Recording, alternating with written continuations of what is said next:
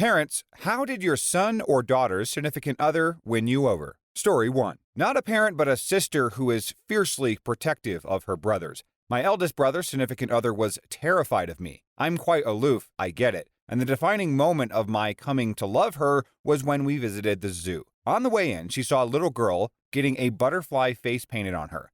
She, age 28, wanted to do the same thing. My brother said no way, don't be ridiculous, etc., and she said nothing more about it, just went about her day. An hour or two later, she went to the bathroom, and she took a while, and she returned with a butterfly on her face and the biggest smile I'd ever seen. Her managing to cause this look of total despair, but also love on my brother's face was the moment. Story 2. I know the exact moment I won my wife's family over. I could see it in her father's eyes. It was high school before we started dating. And the first time I went over to her house, actually. Her father and 2 brothers are all pretty tall, and I'm average height. It's a very alpha male household, and they had this thing they would like to do to potential boyfriends.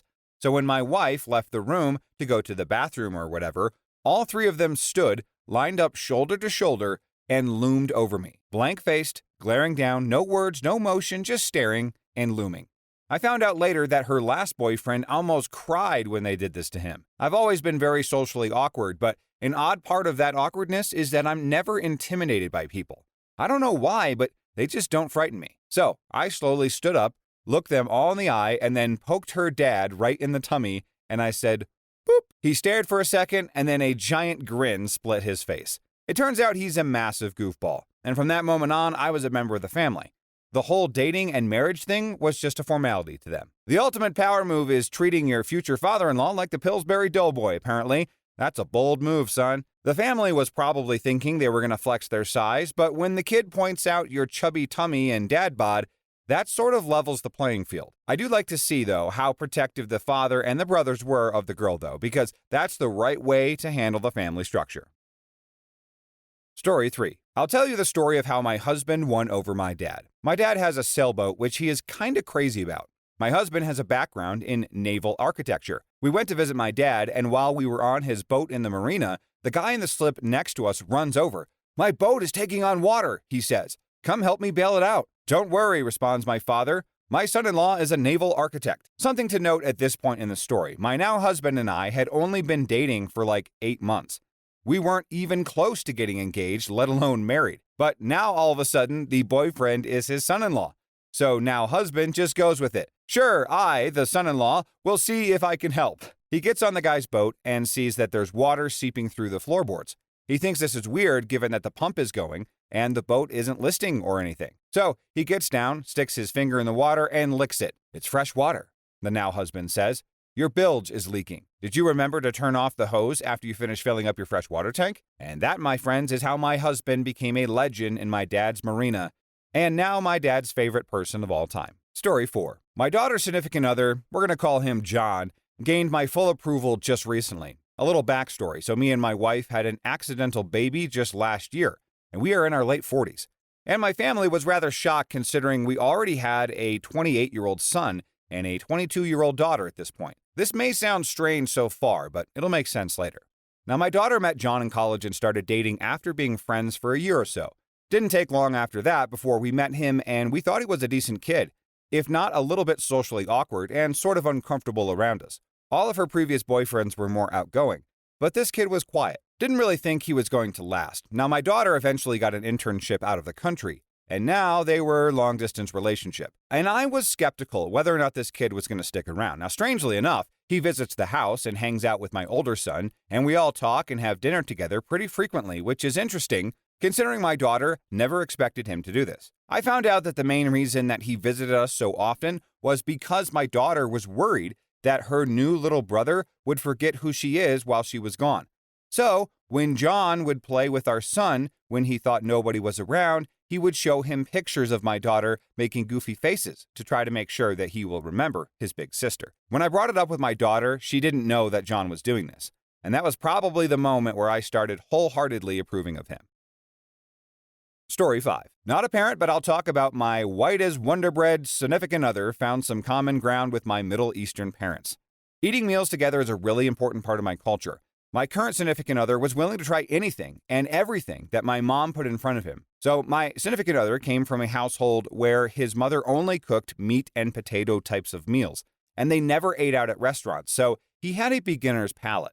Still, he tried everything from picked vegetables to rice with weird stuff in it, and even stews that look like liquid poop. My mom is a sucker for anyone who will eat her food, so she started to like him a bit more after having him over for dinner. I mean, I will say the fastest way to a man's heart is through his stomach, and the fastest way to please a loving mom is to enjoy their cooking. As much as it is all very new to him, he probably took to the new food very quickly because, I mean, anything would be better than meat and potato simple foods. There are some delicious Middle Eastern styles that I've had, and I'm sure his mind was just blown at how good some of that stuff actually was. In the comments, does anyone have a favorite Middle Eastern dish? Story 6. My now husband David and I met online and were in a long-distance relationship while I was in college near Duluth, Minnesota. We had never met in person before, and I invited him to come see me. And I told my mom about the meeting, and she was really paranoid. Call me every day so I know that you're alive, type of thing. He came, and we really hit it off, and we're having a lot of fun.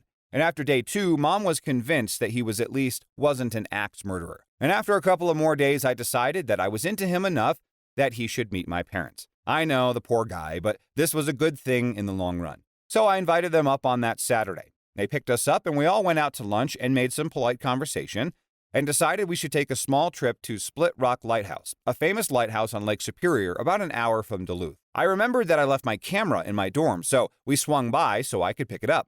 I left David in the car with my folks alone for just a few minutes. Now, while I was gone, my dad joked, "Quick, let's drive off," to which David, who was a very sarcastic dry wit, responded, "I knew one way or another that this trip would end with me dead in the woods." There was a shocked pause, and then my parents both started cracking up. When I returned, it was clear that the ice had been broken, and they relayed what had been said to me. My mom was like, "I think he'll fit right in." She often relayed the story, categorizing it as the moment she decided that David was right for me. Luckily, I agree. Story 7. My mom didn't like my significant other at all at first. I went to college, broke up with the boyfriend I had back home that she loved, and then moved in with a guy she didn't approve of because of his religion.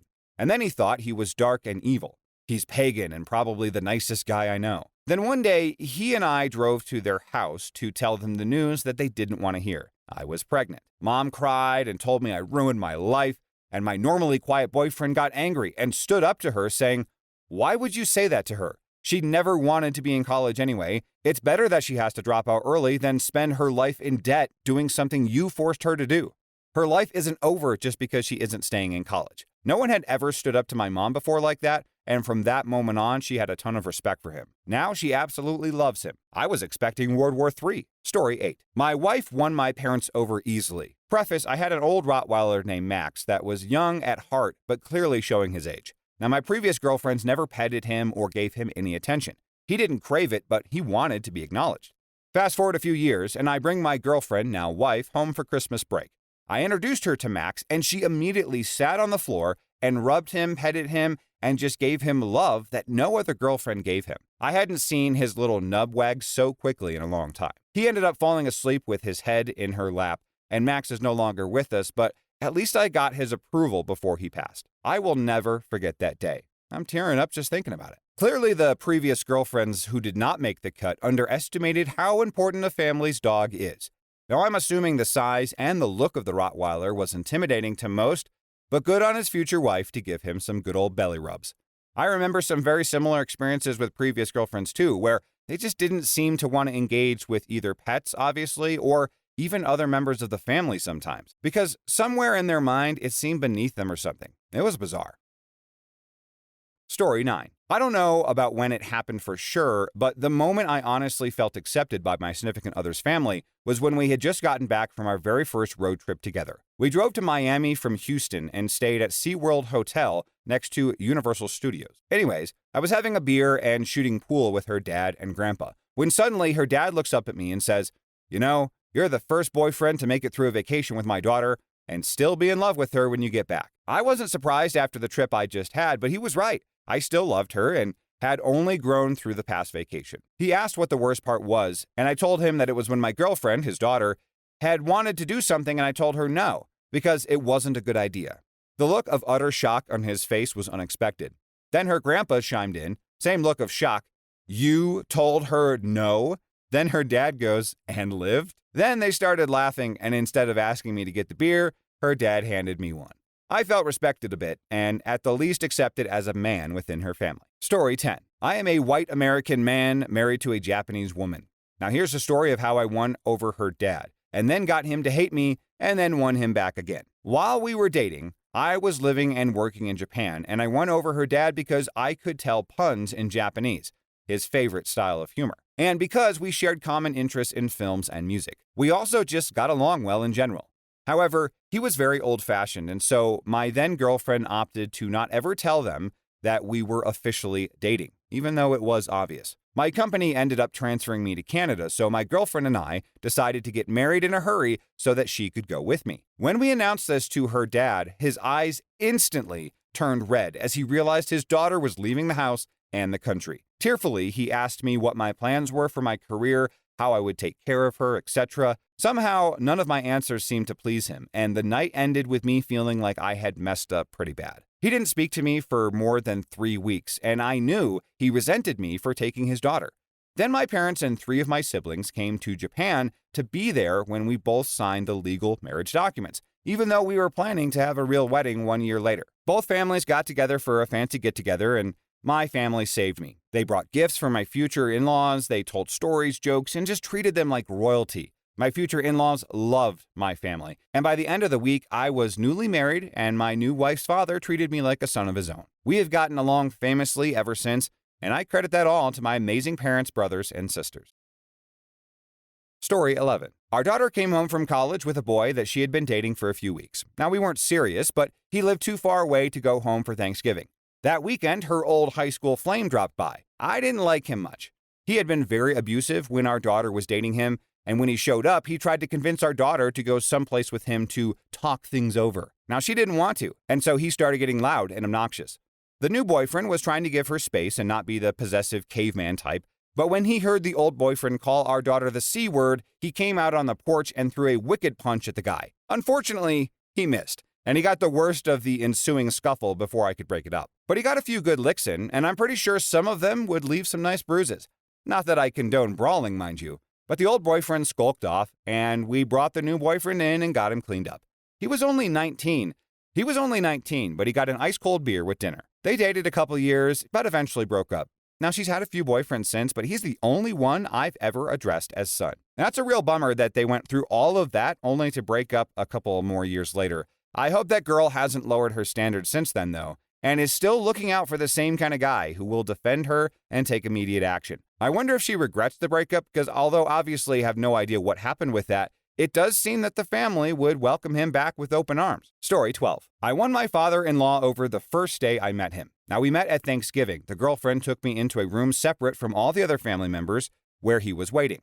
He looks me over, shakes my hand, and says, "So, my daughter tells me you're a professional wrestler." I confirm that fact, and he leans in and says, "Go with it." Her father then grabs me by the hair and drags me into the living room with a large chunk of her extended family, throws me over the couch and yells, "Don't you ever touch my daughter like that." I try to get back up, but then he lays me out with another punch and kicks me out the door. The family was shocked and confused until we came back into the house and he introduced me as his daughter's new boyfriend, and we had a laugh about it. He loves to tell that story. He even told it at the wedding 8 years later. I am very happy to have him as a father-in-law. Story 13. Not a parent, but how I won my in-laws over was pretty harrowing and funny. My wife and I knew each other for years, but having done the long-distance thing, I didn't meet her family until we eloped. I met the in-laws the day before the wedding. Now, due to the madness, though, I didn't get to know them until a short while later. Visiting them for the weekend, my wife's mom said that I could help myself to anything in the fridge. Me, my wife, and my brothers went out drinking, and when I came back, they urged me to take liberties with any leftovers, which I, of course, had no problem with. Stumbling upon a big bag full of bacon, the bacon was equivocal to manna from heaven, and unbeknownst to me, though, mother-in-law had cooked it in preparation for one of her kids' graduation parties the next day. I had the misfortune of seeing her wake up, walk to the fridge, discover that I'd eaten all of her bacon, and started bawling. She was so stressed about the party that this was the last straw that broke the mother-in-law's back. It was my first real impression on her, and I done messed up. Now, the rest of the family was really cool about it and assured me that she'd get over it, but I felt terrible about it. The next day I visited them. I didn't say anything about it. It was still too fresh. But I wore a shirt that I had made in big bold letters saying, "Sorry I ate your bacon." We've bonded over the trauma ever since. I appreciate how this guy went about the whole situation because, one, he really didn't do anything wrong, but he still obviously felt bad and then went through great lengths to even make a custom t-shirt to try and lighten the mood. And two, I appreciate how he went about it, and that was pretty cool because I would guess the mom actually felt more comfortable with him knowing that she was taken seriously when she said, "Hey, you can eat whatever you want in the fridge." She probably truly meant it while at the same time forgetting about the bacon in there. And then he took her up on it. So I am glad it's a funny memory for them now. Story 14. This is a story from my significant other's parents. It was my first year of university and it's still summer outside. Every night for the first week here was drinking and partying on the quad and in the dorms. Well, at the time, I had met my significant other once in the hallway and that was it. Well, one night she goes out and gets blasted because her previous boyfriend was always partying despite her protests. And well, she nearly died of alcohol poisoning that night. She was rushed off to the hospital for detox and such. Now, I had no idea this had happened. I only saw the ambulance pull up to my dorm building. The next morning around 5 a.m., she was knocking on my door, still inebriated from the night before. I didn't understand anything that she was saying because she just kept saying that she woke up in a room, locked to a bed with needles in her arm, in a thick Slovakian accent, mind you. She failed to mention that she was at the hospital, so I let her stay in my dorm, sat her on my bed, made her a cup of Earl Grey tea, and put Tarzan on my telly and had her watch it. And then I slowly tracked down her phone, wallet, and keys she had lost all over campus the night before. And then I bought her a giant 2-liter bottle of water and some food.